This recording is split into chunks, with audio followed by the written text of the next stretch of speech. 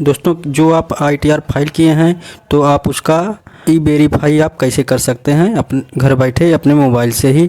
आप चाहे net banking से कर सकते हैं या तो आधार कार्ड से आपका जो मोबाइल नंबर लिंक होगा उसके थ्रू वो वेरीफाई कर सकते हैं। यहाँ पर हम बताएंगे कि आप अपने बैंक अकाउंट से आप कैसे ई-वेरीफाई कर सकते हैं। तो दोस्तों आपका इस प्रकार का पेज आया होगा आपका जो ITR फाइल किए हैं। तो चलिए चलते हैं अपने हम गूगल क्रोम पर आ जाएंगे। इस पर हम टाइप करेंगे ई फाइलिंग। अब यहाँ होम इनकम टैक्स डिपार्टमेंट इस पर हम क्लिक करेंगे। यहाँ आप इनकम टैक्स की वेबसाइट पर आ जाएंगे सीधा। अब इसको स्क्रॉल डाउन हम कर लेंगे, इसको स्क्रॉल डाउन हम करते जाएंगे। अब यहाँ पे लिखा है ई-वेरीफाई रिटर्न, इस पर हम क्लिक करेंगे। आपको यहाँ पर 4 स्टेप में फॉलो करके आपको कंप्लीट करना होगा अपना वेरीफाई रिटर्न। अब यहाँ पर हम स्क्रॉल कर लेंगे। अब यहाँ पर हम सबसे पहले अपना पैन नंबर डालेंगे। अब इसके बाद अपना असेसमेंट ईयर सेलेक्ट कर लेंगे। आपका कौन सा असेसमेंट ईयर है, जो करेंटली हमारा 25-26 है, इस पर हम क्लिक कर लेंगे। अब इसके बाद एक्नॉलेज नंबर आप यहाँ पर टाइप कर देंगे अपना।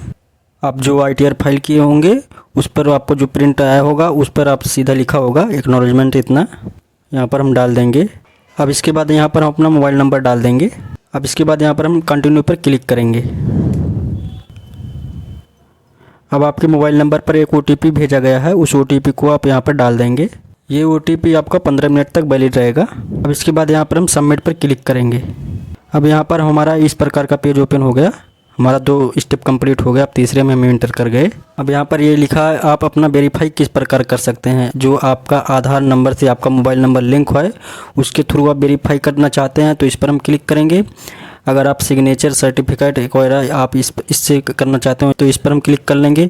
आप इसको जो आपका जो PDF आया होगा आपका मेल पर, आप उसको सीधा आप सेंड भी कर सकते हैं अपना कुरियर के थ्रू, स्पीड पोस्ट के थ्रू आप बेंगलुरु डिपार्टमेंट में आप कुरियर कर सकते हैं। तो आप बैंक अकाउंट के थ्रू भी कर सकते हैं और अपने डीमेट अकाउंट से भी कर सकते हैं। यहाँ पर कई स्टेज है आपको वेरीफाई कराने का, तो हम बैंक अकाउंट के थ्रू बताएँगे।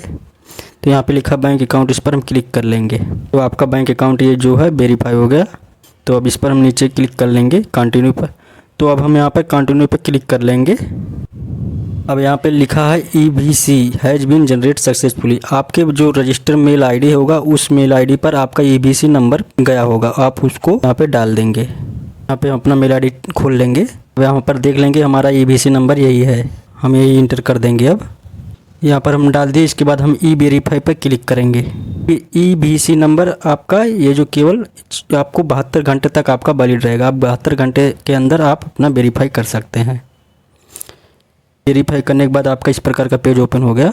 ये हमारा सक्सेसफुली रिटर्न हो गया कंप्लीट। आपका ये जो ई-वेरीफाई सक्सेसफुली हो गया। आपका ये ट्रांजैक्शन ID वगैरह आ गया आपके साथ। अब यहाँ पर हम डाउनलोड रिटर्न क्लिक कर लेंगे, अपना हम डाउनलोड कर लेंगे। अब यहाँ पर हम देख लेंगे हमारा डाउनलोड हो गया है। अब देख लेंगे ये हमारा आ गया। हमारा ये पूरा ये जो है रिटर्न, आपका कितना रिटर्न आएगा यहाँ पे दिखाया है। ये हमारा एक्नॉलेजमेंट नंबर है, पूरा वेरीफाई होके आ गया हमारे मेल ID पर।